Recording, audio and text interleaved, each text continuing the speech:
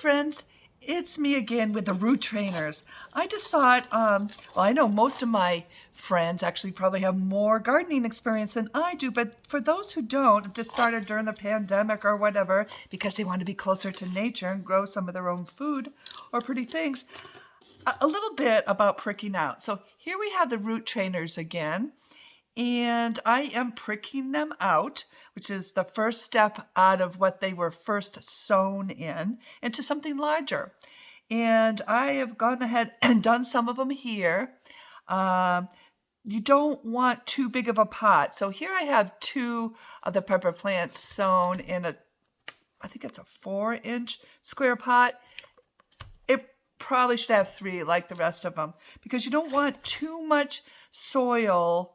So when you water it, the plants get too wet or too dried out. It sounds counterintuitive, but just keep a rule of thumb just to pot on to a slightly bigger situation. Yet there's 3 in these, so it is just a little bit bigger. Anyway, my point being, pricking out, the number one mistake that folks tend to make is, again, I'll open another one of those lovely root trainers. You can see the root development.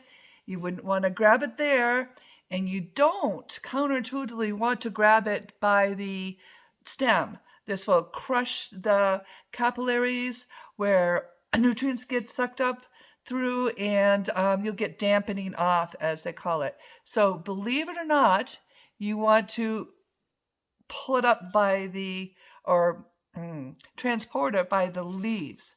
But this guy, I'm going to try to take out initially by his block, so to speak, of the root trainer.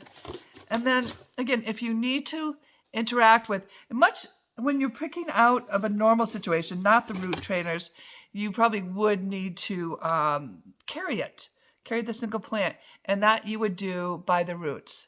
So I've prepared a little hole here in this container, and I want to plant it the same depth. So I don't necessarily have to interact with the plant in this case, but if I were, and it's losing its dirt right now, I will grab it. Yeah, there it goes. See, there's a little less of a clump, but that's okay.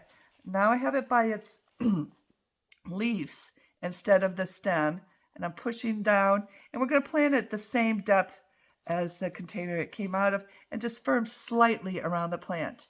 Do not push too hard, but we want contact with the growing medium in the roots so that there's no air pockets. Okay, just thought I'd show you a little bit about pricking out and moving on your potted seedlings. Thanks, guys. Cheers.